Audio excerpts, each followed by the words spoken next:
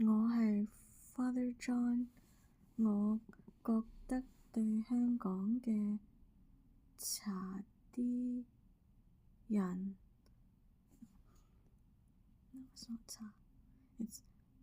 某啲人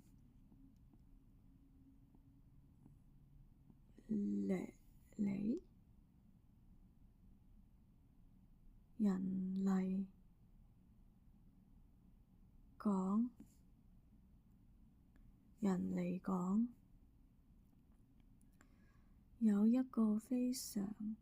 重要嘅需要，佢哋係一啲因為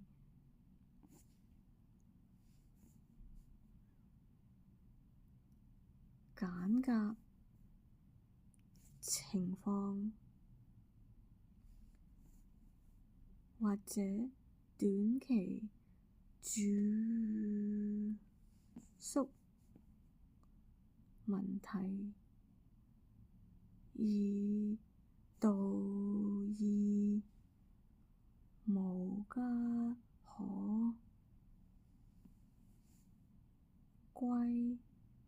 嘅人，有啲係啱啱喺坐監出嚟，監獄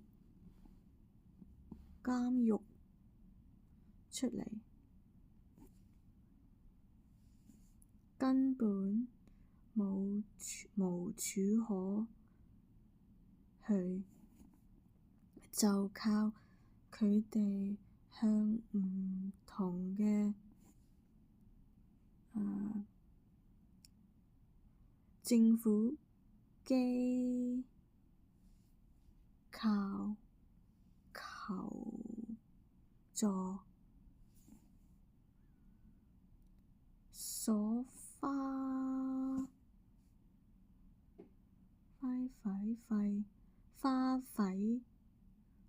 花費嘅時間實在太長，有啲人有複雜嘅婚姻狀況，以前嘅屋企或者因為同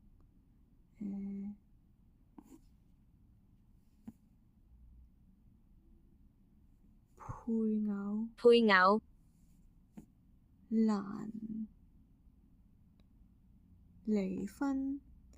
而冇咗，佢哋唔可以得到一個新嘅情況。我睇過有好多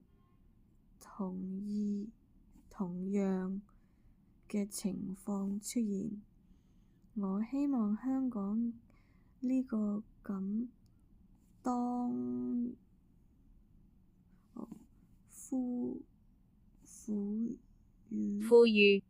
富裕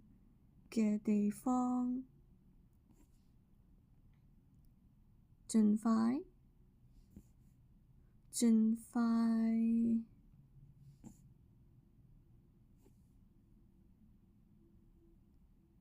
設立一個或以上嘅無家可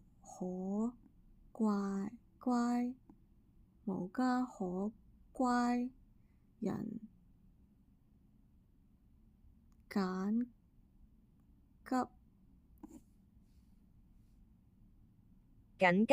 緊急收容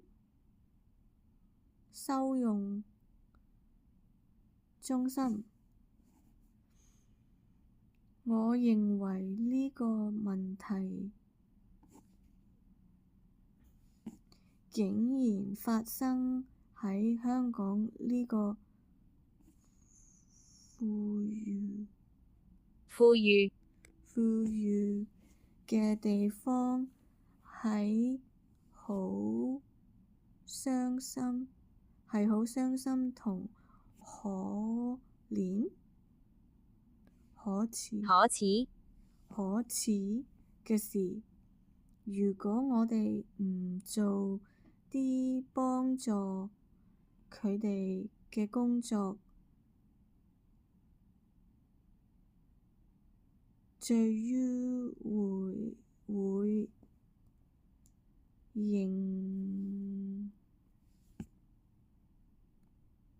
影響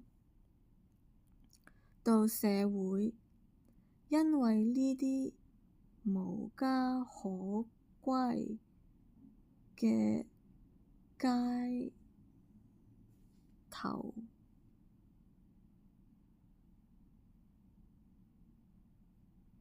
衝浪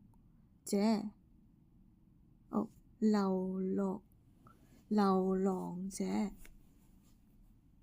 可能會因為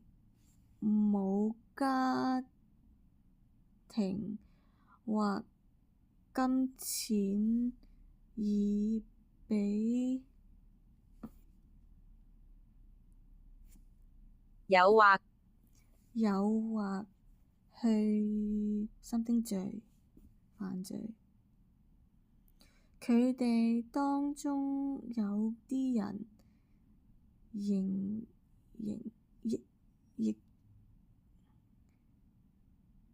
亦都唔係好注重優體本身嘅衛生及健康，似乎情況，所以從安全成個健康嘅社會角度嚟講，照顧佢哋係有意義嘅一件事，亦係我哋大眾嘅得益，因為如果我哋唔關心佢哋走向犯罪嘅路，呢個好可能影響到我哋。所以我希望香港政府可以多做有利香港同特殊群體嘅事，尋求庇護者係其中嘅一種類別，因為佢哋唔被允許工作，政府亦只係畀住宿、食物畀佢哋，好少交通費，所以會導致佢哋非法工作，佢哋犯罪，就會越嚟越多人被判入獄。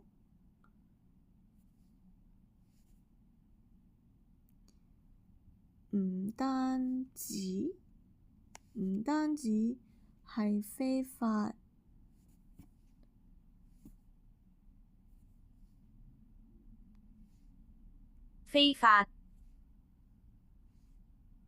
勞工，仲有可能慢慢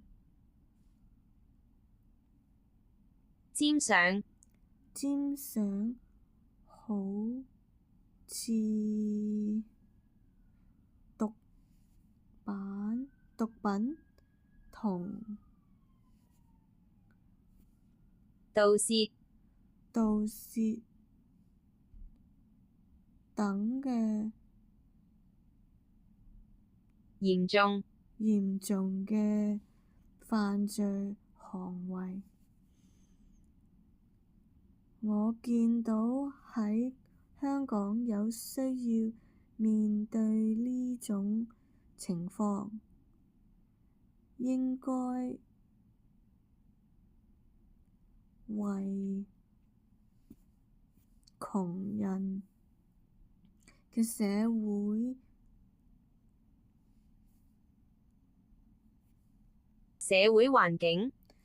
會環境作出改變。如果唔係咁做，社會就會被損壞，咁就係一個和諧社會嘅危險。